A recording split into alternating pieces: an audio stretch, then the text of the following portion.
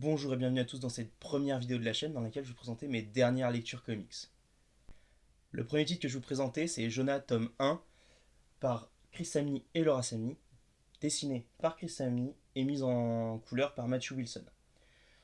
Alors déjà la première chose dont je veux vous parler, c'est l'édition. Ça a été édité en France par 404 Comics et pour l'instant le travail qu'ils font sur les livres, il est vraiment de très bonne qualité. Je pense à Big Girls, Autumnal, Jonah. Donc pourquoi je dis que c'est de bonne qualité? Alors déjà, un dos rond, une jaquette. Alors la jaquette est réversible. Moi, ça me touche pas trop, mais peut-être que pour certains, ça peut avoir son importance. Il y a une deuxième couverture dessous. Donc voilà. Donc vraiment, c'est au niveau de l'objet, on a quelque chose de vraiment très bien. Et ça coûte que 15 euros. Donc par rapport à la concurrence, je pense notamment Penny Comics qui nous sort du Spider-Man à 20 euros pour la même chose. Voilà. Là, on a 5 euros de moins. Non, c'est vraiment très bien. Au niveau de l'histoire, on va suivre deux sœurs. Donc, suite à un événement qui survient en début de tome avec l'apparition d'un grand monstre, Jonah disparaît et Rainbow, sa grande sœur, va partir à sa recherche un an après, il me semble.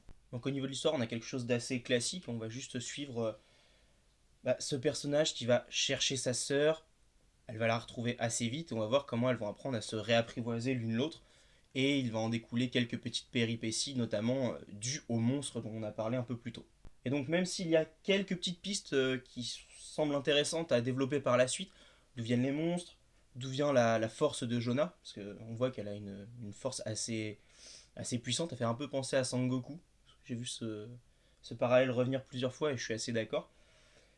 Voilà, mais au-delà de ça, pour l'instant, voilà, l'histoire est assez classique et c'est pas vraiment pour ça que je retiens ce livre-là, notamment parce que l'histoire, en plus d'être assez classique, elle est assez grand public. Donc, il n'y a pas non plus de ramifications importantes et on sait que ça va pas aller dans ce sens-là. Ça va rester simple. Cependant, au niveau des dessins, on a Chris Samnee.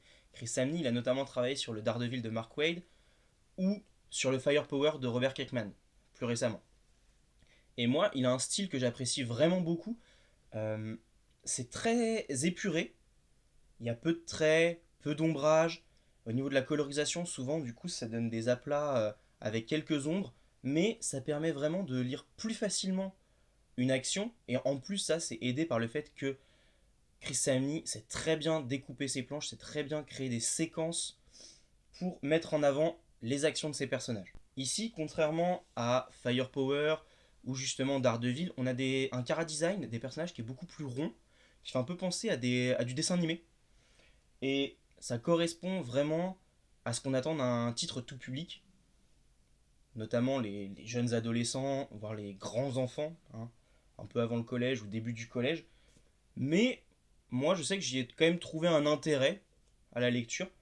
C'est pas une lecture qui va révolutionner ce que j'ai lu, mais c'est quelque chose d'assez rafraîchissant quand on lit beaucoup d'indés un peu plus matures ou de mainstream. Une autre chose que je voulais dire à propos du dessin, c'est que le chara-design des personnages est certes très rond et fait très dessin animé, mais comme vous pouvez le voir, les monstres qui sont ici ne sont pas non plus euh, terrifiants, très réalistes. On a vraiment des monstres où si on les avait en peluche, ça choquerait pas.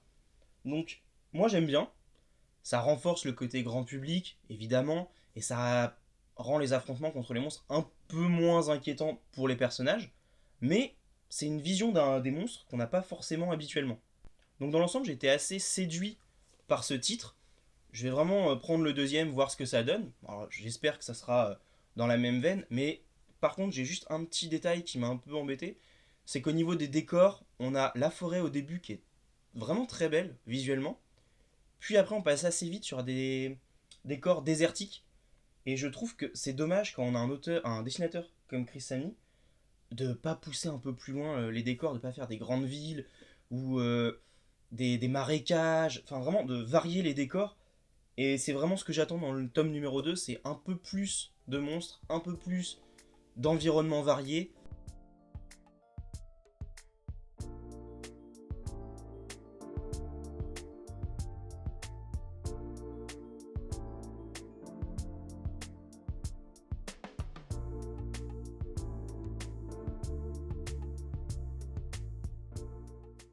Le deuxième tome dont je vais vous parler aujourd'hui, c'est Criminal tome 1 de Ed Brubaker et Sean Phillips.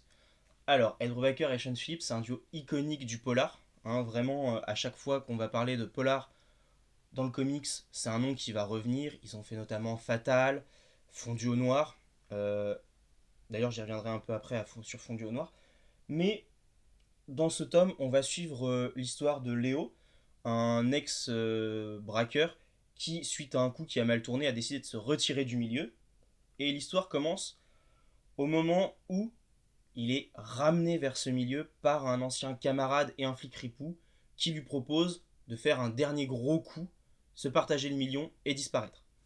Alors on voit qu'il va pas être convaincu si facilement que ça, notamment par le fait qu'il y a un flic ripou avec eux et que ça lui inspire pas confiance, parce que suite au premier braquage qu'il a raté, en fait il est devenu très méfiant, vraiment excessivement méfiant, il veut tout contrôler, avoir tous les détails du plan, et ça nous on l'apprend parce que le récit il est agrémenté de textes narratifs à la première personne.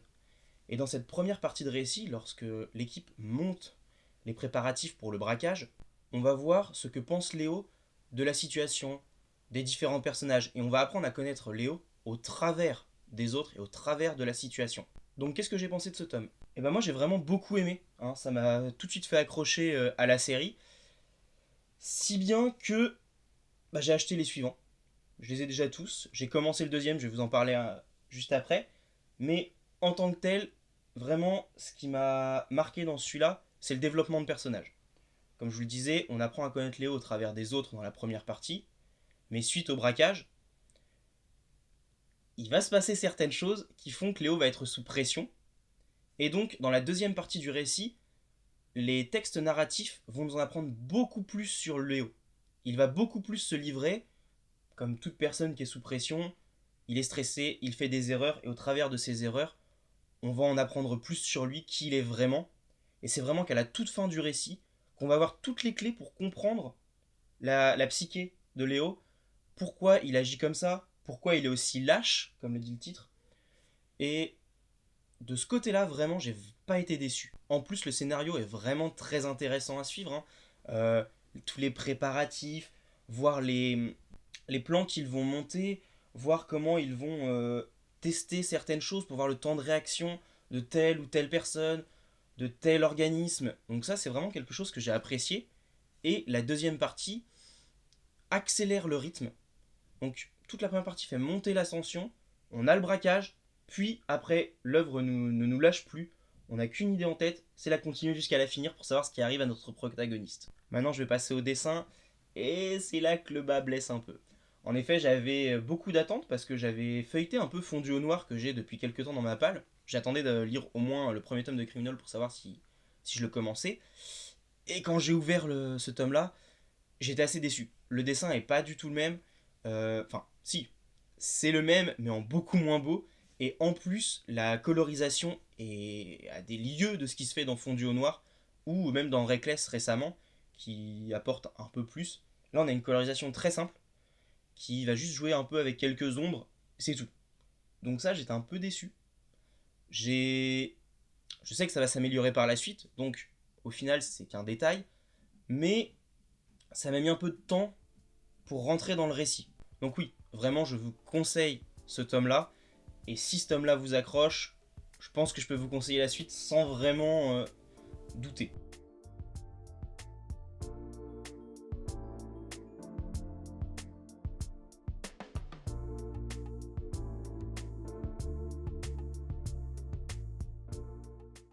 Et donc, comme je l'ai dit juste avant, j'ai lu le tome 2 dans la foulée, donc vraiment le même jour.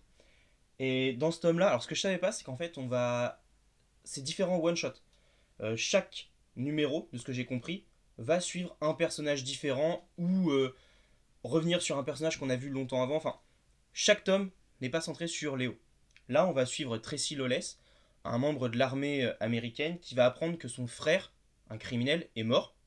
Donc il va décider de revenir dans la ville qu'on a vue dans le premier tome pour infiltrer l'ancienne bande de son frère et essayer de savoir qui l'a tué afin de le venger. La première chose qui m'a choqué dans ce... Enfin, choqué. La première chose qui m'a marqué dans ce récit, c'est que le texte narratif n'est plus à la première personne, mais à la troisième. Et ça met un peu de distance avec le personnage qu'on nous présente comme étant impitoyable, froid et capable de beaucoup de choses. Et c'est vrai que tout de suite, ça nous refroidit le personnage. On n'est plus avec lui, mais on est à côté de lui. On voit ce qu'il est capable de faire, mais de manière très détachée. Au niveau du scénario, on a quelque chose d'assez classique. Par contre, il y a certains événements anodins qui se passent dans le tome, notamment en début de tome, qui vont avoir des répercussions par la suite assez importantes. Et je trouve que c'était vraiment bien amené. Ça, c'est pas un retournement de situation, c'est pas un Deus ex machina. C'est vraiment apporté doucement, petit à petit, jusqu'à ce qu'on comprenne vraiment l'importance de tout ça. Au niveau du développement de personnage, j'ai trouvé un peu moins intéressant que dans le premier. Sûrement dû au fait que le texte narratif est en la troisième personne et qu'il n'y a pas un changement aussi brutal qu'avec le braquage du premier tome. Mais ça reste vraiment très bon. En plus, on voit que l'auteur commence à. Enfin, Brubaker commence à mettre en avant un certain, une certaine idée de la famille, de l'héritage, que l'on est que ce que la famille a fait de nous. Et j'attends de voir un peu comment il va développer ça par la suite. Mais en l'état, vraiment, le développement de personnage est toujours très intéressant et bien au-dessus de ce que je lis dans la plupart des autres titres. Un autre point fort de ce livre, c'est qu'il va continuer la création d'univers qu'avait amorcé le premier tome. En effet, on va revoir certains personnages, certains lieux, on va en apprendre un peu plus sur certaines familles qui dirigent le milieu, et j'ai trouvé ça très intéressant. J'attends de voir où ça va mener aussi, toujours pareil, on n'est qu'au deuxième tome, mais je pense qu'il y a du potentiel et je suis assez impatient de voir comment il va mettre en place cette mythologie dans cette ville-là. Enfin, au niveau des dessins, le niveau est un peu meilleur que dans le premier tome. La colorisation aussi.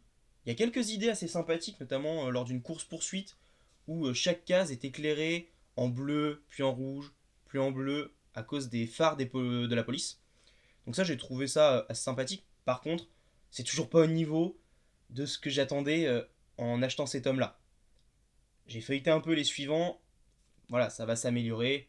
Pour l'instant, c'est juste un petit progrès, mais ça reste tout de même appréciable. Donc comme je l'ai dit, je vous recommande cette série. Moi, le tome 2 m'a pas déçu. Peut-être un petit peu en dessous sur certains points que du premier. Les dessins sont un peu au-dessus, ça compense. Mais vraiment non, une très bonne lecture.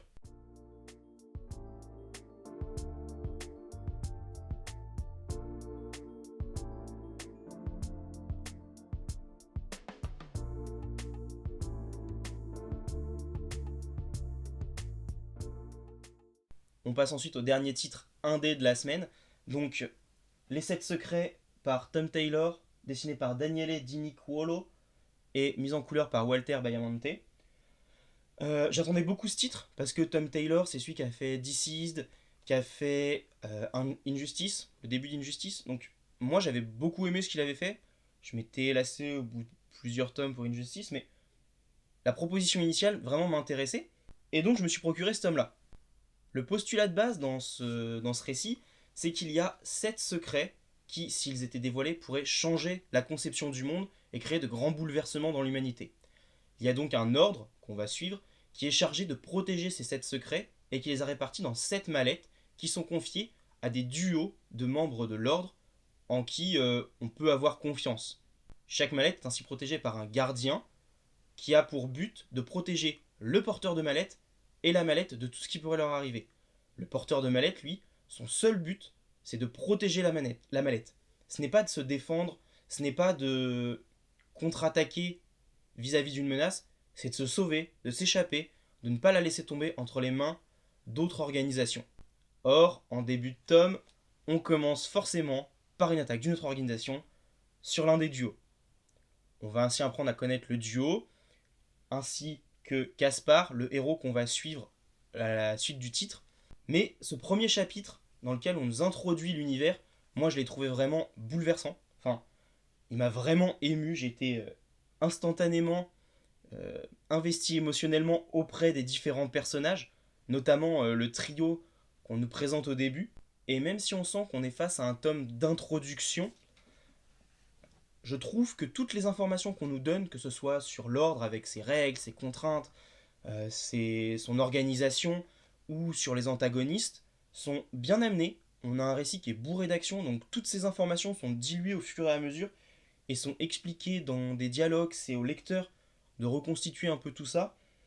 Ça nous est expliqué aussi par des flashbacks parce que notre héros est depuis sa tendre enfance dans l'organisation, sauf un petit morceau de son enfance où on ne nous dit pas exactement où il était, mais on nous fait comprendre que possiblement ça a dû laisser des traces. Donc oui, au niveau du scénario et au niveau de la narration, pour moi on a vraiment quelque chose de très solide. Donc j'en attends beaucoup du tome 2.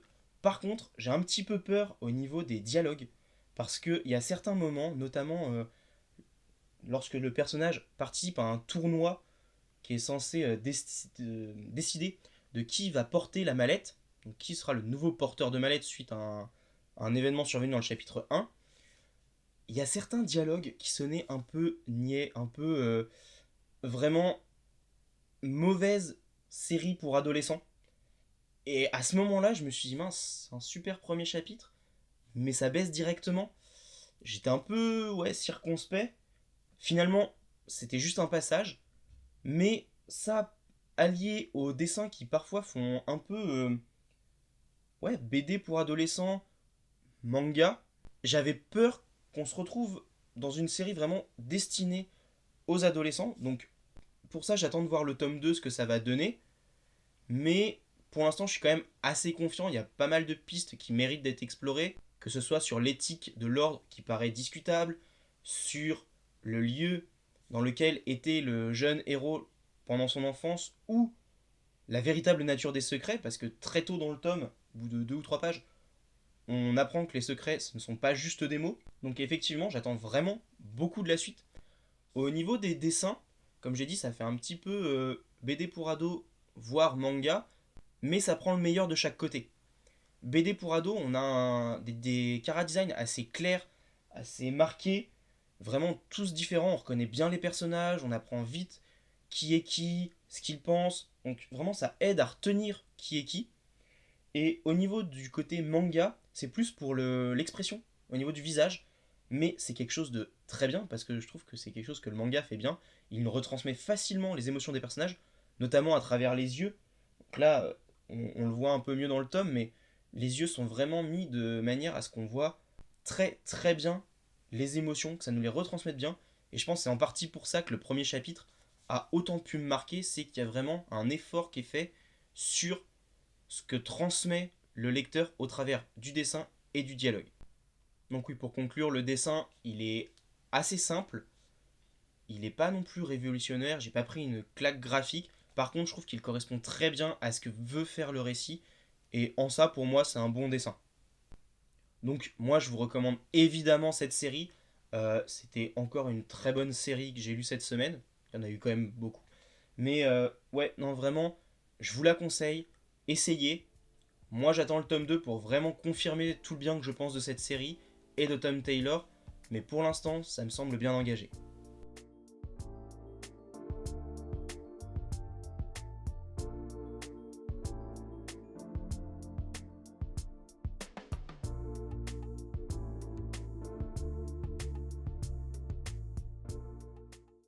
On passe ensuite à la lecture qui m'a le plus déçu de la semaine, c'est Clark Kent Superman par Brian Michael Bendis, tome 6.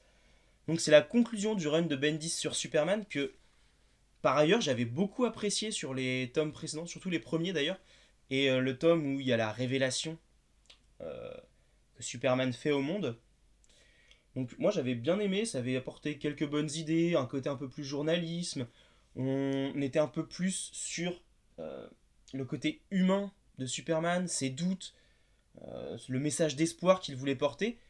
Et la première partie de ce tome-là, qui est dessiné par Ivan Reis, était dans la même veine. On avait un récit classique, un extraterrestre génétiquement modifié pour protéger sa planète en cas d'attaque de Superman qui finit par aller attaquer Superman. Mais justement, Superman, au lieu de contre-attaquer et, comme dans certaines séries, de mettre des grands coups de poing pour repousser la menace, décide de ne pas combattre et d'essayer de communiquer avec l'assaillant. Sauf que l'assaillant ne veut pas communiquer, donc il arrive à Superman de répliquer, de mettre un ou deux coups. Mais on voit tout de suite qu'il le regrette, on voit tout de suite que il prend sur lui et essaye de réengager la communication. Et ça, j'ai trouvé que c'était vraiment bien parce que souvent, soit il est totalement passif et il attend que l'autre devienne gentil, soit il combat, mais là vraiment, on voit que par réflexe, il va se défendre, mais qu'il va le regretter, et ça nous montre que Superman est humain dans ses réactions. Et ça, c'est quelque chose qui est important pour moi dans le personnage. Superman, c'est Clark Kent. C'est pas comme Batman, qui est Batman, et que Bruce Wayne, c'est son masque. Non, là, le masque, c'est Superman. Clark Kent, c'est quelqu'un de bon, de gentil, d'humain, qui a des super pouvoirs. Et là, c'est vraiment quelque chose qu'on met en avant. On voit le côté espoir que Superman peut apporter. Mais le récit est trop classique, la conclusion est bateau, donc au final, il y a juste quelques bonnes idées qui sont balancées, mais ça fait pas forcément un excellent récit. C'est une bonne lecture, c'est sympathique. En plus, les dessins sont vraiment très très beaux. Moi, je sais que Ivan Reis, je l'avais découvert sur Aquaman, et depuis, il m'a très rarement déçu, voire jamais. Alors que la deuxième partie, qui est dessinée par John Romita Jr., là, c'était différent. Parce que le postulat de base, c'était qu'on allait enfin avoir la conclusion de tout l'arc autour de Léon et la brume pourpre, mais les dessins sont tellement laids que ça m'a complètement sorti de l'histoire. En plus, on devait en apprendre un peu plus sur Connor Kent, ça devait le remettre en avant, mais il a fait tellement des choses hideuses là-dedans, John Romita Jr., alors que moi, je sais que je l'avais beaucoup aimé sur son Daredevil, ou sur le Spider-Man de Straczynski, voire même sur le Superman qu'il a fait il y a quelques années. Mais là, non, c'est moche. Les visages sont difformes, les corps sont difformes, il n'y a rien qui va. Et là, il revient sur Spider-Man. C'est pas une bonne nouvelle, en fait. Donc vraiment, j'ai pas du tout aimé cette deuxième partie. Pourtant, le scénario, j'avais qu'une envie, c'était de l'aimer. Mais là, ça passait juste pas. Donc vraiment, ouais, très très déçu de ce tome 6. Donc voilà qui conclut la vidéo, j'espère qu'elle vous a plu. N'hésitez pas à mettre des choses en commentaire si vous n'êtes pas d'accord avec moi sur certains titres, ou si vous êtes d'accord, si vous avez des choses à me dire pour l'amélioration des vidéos. Et je vous dis au revoir et à bientôt.